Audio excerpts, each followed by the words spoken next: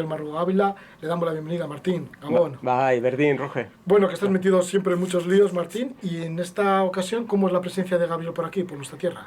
Bueno, yo diría que los que hay, ¿no? Cada vez más, ¿no? Y ahora como Gabriel nos va a informar, comentar, yo creo que este último periodo igual ha sido mucho más grave en Colombia, pero sobre todo más grave en el tiempo este de confinamiento, ¿no? Desde que se declaró el COVID y desde que el confinamiento se declaró en las comunidades indígenas y así, pues por lo que ha supuesto, ¿no? De que les ha recortado mucho, ¿no? Su vida, que ya de por sí es pues muy limitada, pues ha sido una época nefasta, ¿no? Pero bueno, él nos va a comentar ahora. Pues sí, vamos a comentar, Gabriel, pero antes de llegar a esta época actual de confinamientos en todo el mundo, vamos a conocer un poquito cómo es vuestra geografía, cómo es el Chocó, cómo es la región del Chocó, sitúanoslo dentro de tu país, de Colombia. Bueno, el departamento del Chocó está en el Pacífico colombiano, con una particularidad con los dos océanos, frontera con Centroamérica, con Panamá, y es el departamento de Centroamérica con más biodiversidad del mundo. Entonces, con oro, platino, aguas y mucha diversidad. Entonces, en ¿Tenéis particular, mucho bosque en esa sí, una biodiversidad? zona muy verde, intensa, perdón. Entonces, el departamento del Chocó es muy estratégico porque además tiene lo que llaman el tapón del Darién. El tapón del Darién, fíjate que es tan tapón que la Panamericana que viene de Norteamérica ahí se para y Sí, luego ya continúa pues por el resto de Colombia hasta bajar hasta el sur de hasta el sur de Sudamérica, sí. sí, por supuesto. Sí, pero ahí es que no pasa nada. O sea, no hay construcciones, no hay infraestructuras por lo denso que es la selva. Sí, ahorita pues un poco por el estado histórico de abandono por los gobiernos de turnos desde hace más de 50 años, tanto nacionales como departamentales y locales, y la corrupción no ha dejado un desarrollo según la cosmovisión de los pueblos, tanto afro como indígena, en la zona. ¿Cómo es esa cosmovisión de los pueblos? Por ejemplo, el pueblo en Vera. ¿Qué cosmovisión tenéis sobre la tierra en donde vivís? Bueno, para nosotros lo que llamamos el medio ambiente es la madre tierra porque nos da el agua, nos da nuestros alimentos, nos da la vida y la cosmovisión. Un pueblo sin cosmovisión es un pueblo muerto. Nosotros con nuestra cosmovisión propia estamos reflejando la vida como pueblo en Vera, con nuestras pinturas propias, nuestras artesanías y nuestra forma de vivir con nuestra lengua propia. ¿Qué sucede cuando os quitan la tierra? Porque seguramente quieran por vuestra tierra, digo por las riquezas que tiene. Sucede, hay desplazamiento masivo, se pierde la lengua y las culturas dentro de una ciudad que uno llega a otra parte de Colombia, porque Colombia tiene 32 departamentos y 32 ciudades. Uno llega a la capital de Colombia, o a Medellín, a Barranquilla, y hay un racismo interno dentro de la misma Colombia y sufre los compañeros indígenas al irse a otro lugar que no los entienden y porque somos tan poquitos y violan nuestros derechos en estas ciudades. ¿Por qué ese desplazamiento? Por la presencia de los actores armados de la ley que hacen presencia en territorio, por nuestros recursos naturales y por el control territorial del narcotráfico. ¿Desde cuándo se están dando estos desplazamientos? Desde 1997, cuando por primera vez entraron estos paramilitares, que son unos grupos ilegales apoyados por el ejército de Colombia y algunos políticos.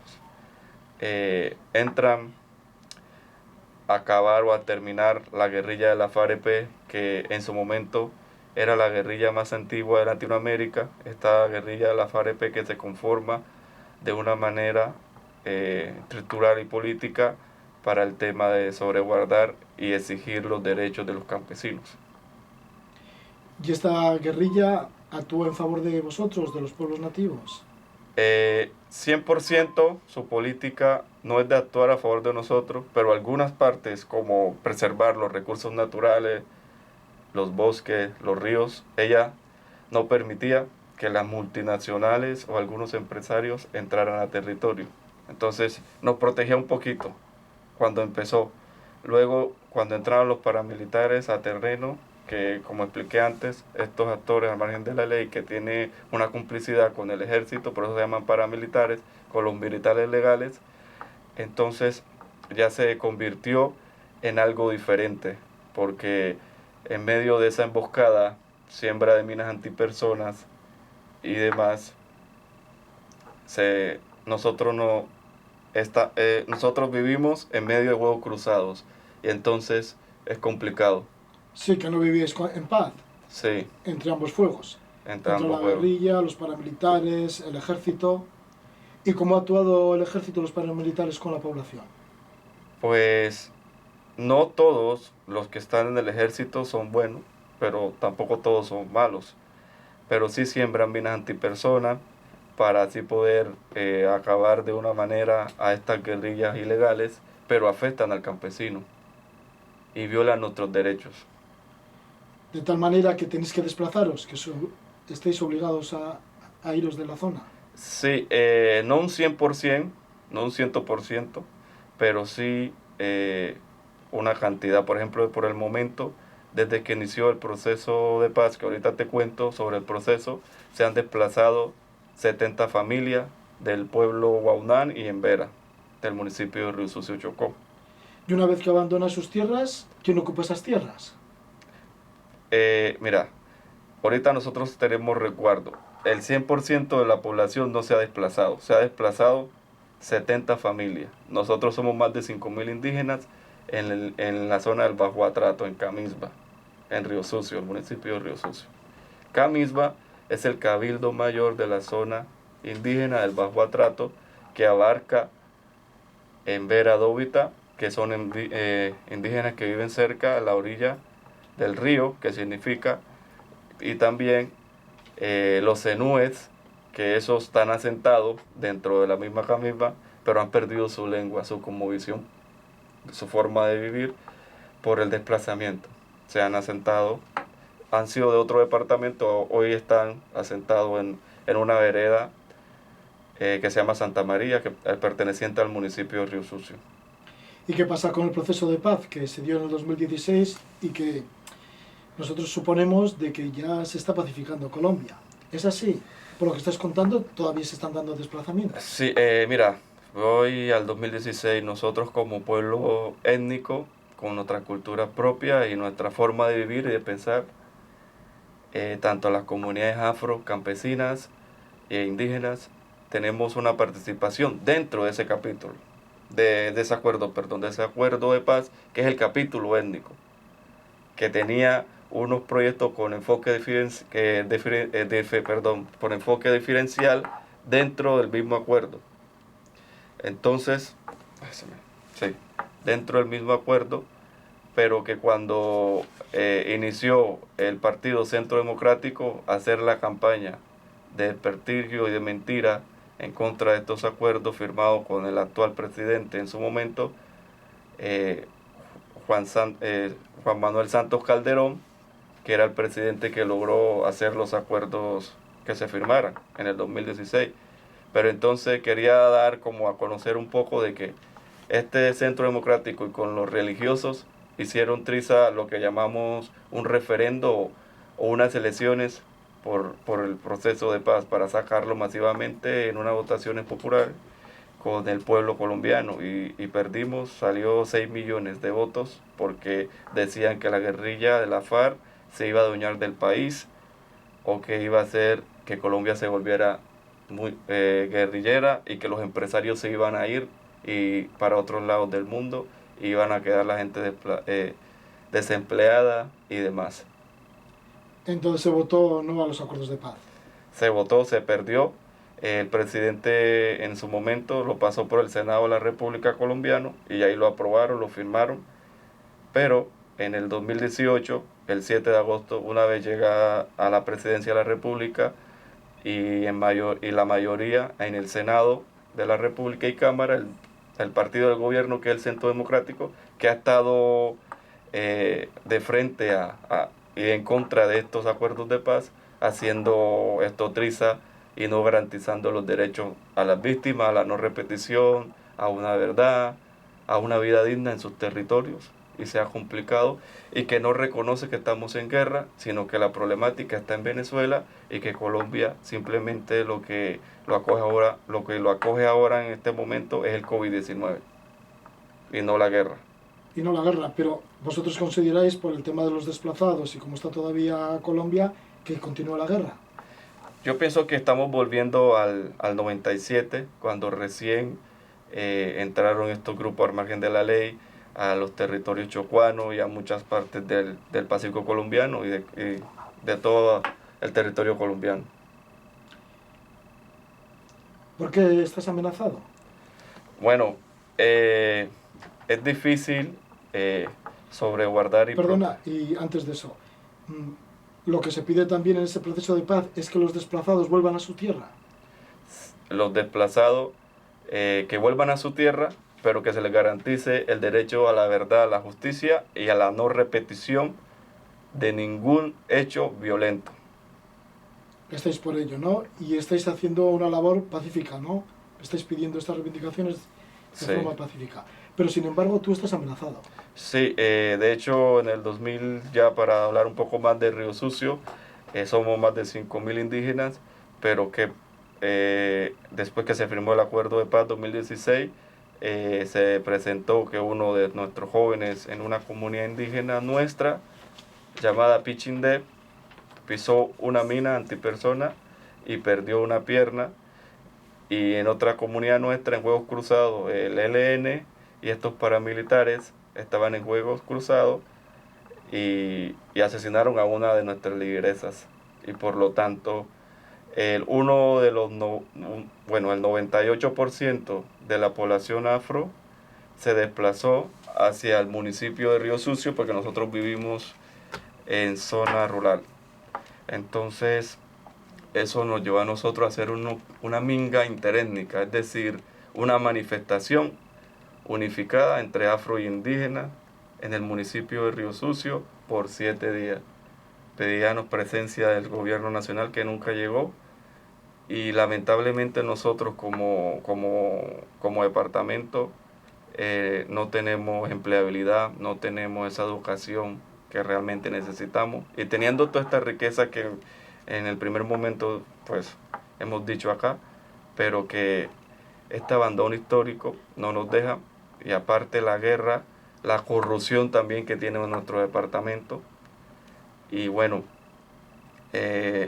cuando tú o cuando uno como defensor, cuando nosotros como defensor de derechos humanos mostramos la realidad y mostramos la presencia de los grupos o de las multinacionales que quieren empoderarse y adueñarse de las riquezas, pero por lo monetario, ya te vuelve un objetivo por parte de los actores al margen de la ley ahí que hacen presencia en territorio. Así que eres uno de los objetivos de estos grupos armados. Sí, sí, porque siempre he estado portavoz de mi comunidad, exigiendo que se respete y que prevalezca primero la vida y que se respeten todos los derechos fundamentales como seres humanos que somos, y Sí. vivir dignamente en nuestro territorio. Sí, pero parece ser que no se respetan, digo, porque últimamente salió también la noticia de que una niña en Vera, de tu etnia, pues fue violada, esta niña, Sí. además por un grupo del Ejército Nacional de Colombia. Por 7 soldados de los soldados de Colombia. Sí, esto no es de ahora. Una niña de 13 años. De 13 años, esto no es de ahora, estamos volviendo al pasado, como que la guerrilla, bueno, violaba, pero también el ejército, y otra vez el ejército está violando a los niños, pero también hay un racismo por parte de este partido, lo digo el Centro Democrático, porque es el partido del gobierno que dice que es que esta niña quería, que esta niña ella buscó su problema y que los militares simplemente respondieron, cuando no es así, hubo una violación. Y estos soldados ahora los mandaron pues para el ejército, para una cárcel que tienen en el ejército, que eso están ahí mismo, no están pagando nada. Se burlan de nosotros, dicen que no somos seres humanos, que somos personas del demonio, que no valemos, que simplemente lo que andamos es pidiendo, cuando no es así. Exigimos nuestros derechos como cualquier ser humano para vivir dignamente en nuestros territorios ancestrales. Bueno, que es lo básico, ¿no? Sí. Lo que estáis pidiendo.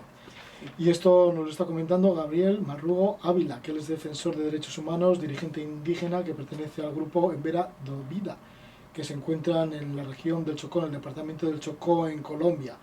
Una larga lucha de resistencia, bueno, que hay que tirar para atrás y ya son más de 500 años de lucha de resistencia indígena en todo el continente americano.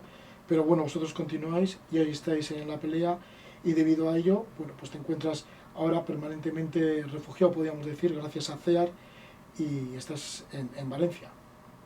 Estás durante estos días en Valencia. Sí, pues como todo... En Valencia, gracias a amigos del País Vasco, pues ahora te encuentras Sí, aquí gracias a CIAR, a Antisindical, que es un sindicato, un gran sindicato realmente, porque sin conocerme, simplemente una amiga fue la que, porque no es fácil tampoco llegar acá. Yo tenía la inquietud, quiero ser el portavoz, quiero ir a otros lados, porque se necesita presencia internacional, un poquito de presión para que por lo menos rebaje esto que está pasando, o por lo menos nos hagan valer un poco nuestros derechos. Pues sí, que se valgan vuestros derechos, gracias además por darnos el testimonio y que te vaya bien por el País Vasco y sobre todo cuando regreses a Valencia y a ver por Colombia, por el Chocó. Bueno, muchas gracias. Y bueno, lo importante, un mensaje antes de cerrar, es decir que cuando nosotros como seres humanos le prestamos más atención a los recursos naturales y a los bosques y a los animales que al dinero, vamos a ser mejores como seres humanos, porque los recursos naturales son vidas. Bueno, pues ahí están esos recursos naturales, que es pura vida, que es lo que necesitamos. Vale. Muchísimas gracias, Gabriel Marrugo Ávila. Gracias a ustedes. Martín Mancho, gracias por venir con un invitado tan especial. Sí, a ti, Roger. Bueno. ¿El tiempo pasa rápido? Sí, ha pasado rápido. Pero estuvo muy bien. Bien, ¿no? Sí. Sí, ya revisaré un poco